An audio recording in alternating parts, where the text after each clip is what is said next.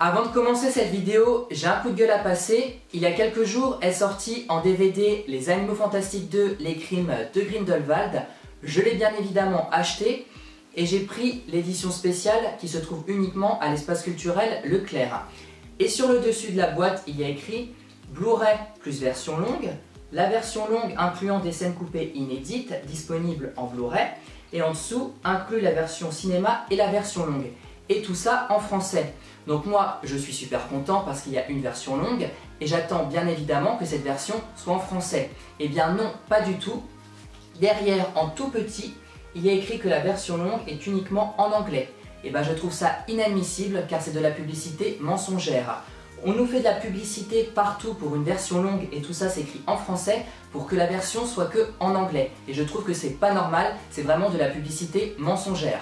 En plus de ça, il y a un truc que je ne comprends vraiment pas. On fait de la publicité d'une version longue du film qui sort en France pour qu'au final la version soit uniquement en anglais. Je suis désolé, mais quand un film sort en France et qu'on paye le même prix, j'attends que la version soit au moins en français. Pour moi, ça me paraît logique. Du coup, je suis allé sur les réseaux sociaux pour exprimer mon mécontentement. Heureusement, il y avait des personnes qui étaient d'accord avec moi, mais il y en a d'autres qui ont dit qu'ils n'allaient pas faire un doublage pour le peu de minutes ajoutées, car cela a un coût. Ah bon, je ne savais pas que Warner Bros était pauvre. Envoyer des colis d'une valeur d'au moins 200 € énorme avec plein de cadeaux à l'intérieur à des Instagrammeurs qui ne sont pas du tout fans de l'univers, mais juste parce qu'ils ont tant d'abonnés, là ça y va. Par contre, faire un doublage français d'une version longue qui sort en France, il n'y a plus personne. Je suis désolé, c'est inadmissible. Bref, j'ai dit tout ce que j'avais à dire, ça m'a fait du bien d'en parler. De toute façon, je sais très bien que quoi que je dise, ça ne changera rien, donc passons à autre chose. Le principal, c'est que j'ai trouvé le film génial. Hola les Team Lifers, j'espère que vous allez bien. Moi écoutez, ça va nickel, les beaux jours arrivent, donc c'est très cool.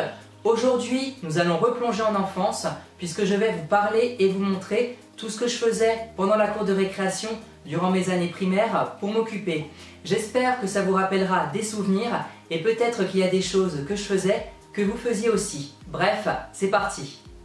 Alors il faut le savoir, dans l'école où j'étais, il y avait des modes qui duraient plus ou moins longtemps, ça venait, ça repartait, et la première d'entre elles concerne un jeu que beaucoup de gens connaissent, puisqu'il s'agit du jeu des billes. Alors le but du jeu, c'est qu'on était au minimum 2, voire plus, mais en général on était 2, et le premier qui touchait la bille de l'adversaire la remportait. Alors c'était un peu comme avec les cartes Pokémon, il y avait de vraies compétitions, il y avait des billes qui étaient communes, peu communes, rares, très rares, et je peux vous dire que j'y ai joué énormément. Alors j'ai toute une collection de billes à vous montrer, je vais vous les montrer de plus près pour que vous puissiez bien les voir, mais la petite anecdote avant, c'est que des années après, une fois que la mode était partie, eh bien on retrouvait des billes dans les buissons, donc c'était assez drôle. Alors voici quelques billes de ma collection, il y en a des rares et des moins rares, par exemple les plus communes ce sont les billes œil de chat, mais on a aussi des billes pépites, galaxie, Jupiter, etc. Là on a des billes qui sont beaucoup plus grosses et qui sont des calots, et enfin on en a encore des beaucoup plus grosses qui sont des boulards. Voici ma collection complète de billes que j'ai, donc vous avez vu il y en a énormément. On avait aussi, je me souviens, des calots abeilles, tortues, des billes araignées, etc. Enfin, il existe aussi des billes plates, et mes deux plus belles, c'est celle-ci, en forme de poisson, et celle-là, en forme d'étoile. Autre mode dont j'étais complètement fan, et je peux vous le dire, ça a duré pas mal de temps, alors c'est quelque chose qui a été mixte, qui était ni que pour les garçons, ni que pour les filles, ce sont les Diddle. Là, je peux vous dire, j'ai pas mal de choses à vous montrer. Le premier truc que je veux vous montrer, c'est mon classeur Diddle et toutes les feuilles que j'ai collectionnées. Alors je peux vous dire que j'en ai plein, et de toutes les tailles. Alors évidemment avec les feuilles, il fallait qu'on ait aussi les enveloppes. Et il y a certaines feuilles qui avaient des particularités spécifiques. Par exemple celle-ci, si on frottait, eh bien ça sentait le savon. Celle-ci, il y a par exemple des dessins cachés, et pour les révéler, il fallait avoir un stylo. Donc voilà, j'essaie de tout vous montrer rapidement. Donc là on avait des feuilles moyennes, toujours avec des enveloppes.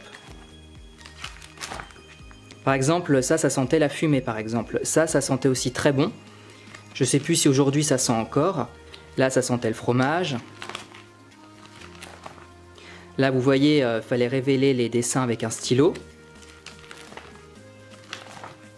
Et aussi, on avait des petites feuilles comme ça, à collectionner. Avec des post-it aussi. On avait aussi des pochettes, des cartes, donc vous voyez j'ai quand même beaucoup de choses. Évidemment j'ai encore les blocs et le stylo ici. Avec les feuilles Diddle, il fallait bien avoir les produits dérivés. Alors du coup j'achetais des fournitures scolaires de la marque. J'ai par exemple encore la règle. J'ai aussi la gomme. J'espère que vous voyez bien. Et aussi pour mon anniversaire, on m'avait acheté un accessoire qui est la sacoche Diddle. Alors je peux vous dire que j'étais vraiment fan. Pourquoi je garde encore ces objets, je ne sais pas. Ça me rappelle juste des souvenirs. J'ai eu aussi des peluches Diddle que je n'ai plus malheureusement. Et pour la petite anecdote, il existait à l'époque à la fête foraine des stands qui vendaient des posters. Et vous vous en doutez, il fallait que je me procure les posters Diddle. Alors j'en ai encore un qui est un peu abîmé mais je voulais vous le montrer. J'espère que vous voyez bien. Alors vous pouvez le constater, je ne vous mens pas quand je vous dis que j'étais vraiment fan de Diddle. Autre chose que j'ai pas mal fait et dont je voulais vous parler, petit indice, ça porte le nom d'un dessin animé. Il s'agit des fameux Scooby-Doo. Alors là c'est pareil, c'est une mode qui a duré pas mal de temps. J'en faisais pas forcément à l'école, j'en faisais plus chez moi. Alors qu'est-ce qu'il fallait faire? Donc on prenait au minimum 4 fils et le but c'était de les enfiler. Alors on faisait des longs rectangles, des spirales, etc. Et là je vois qu'on peut faire des animaux. Nous on faisait pas des animaux, on faisait les trucs les plus basiques qui soient. Ensuite, il y a quelque chose qui était à la mode dans beaucoup d'écoles, mais pas dans celle où j'étais, même s'il y en avait quelques-unes, ce sont les fameuses cartes Pokémon. Alors je peux vous montrer un booster que j'ai acheté récemment. Alors à l'époque j'avais quoi, 2-3 cartes Pokémon mais pas plus. Là je peux vous en montrer. Donc ce sont des cartes récentes. En revanche ce qui était un peu plus à la mode c'est les cartes Yu-Gi-Oh! J'en avais quelques-unes mais dans l'état où elles étaient j'ai préféré les jeter. Autre jeu qui a fait fureur dans les cours de récré, ce sont les POG. Vous savez, c'était des petits cercles en carton avec des dessins dessus et le but c'était de les collectionner.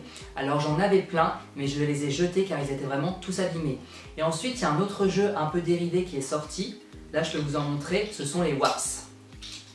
Alors j'espère que vous allez bien voir. J'en ai quelques-uns. Donc en fait aussi, c'est pareil, le but c'était de les collectionner. On faisait une tour avec. On mettait comme ça, on en prenait un et le but c'était de lancer, de tirer et ceux qui tombaient, on les récupérait.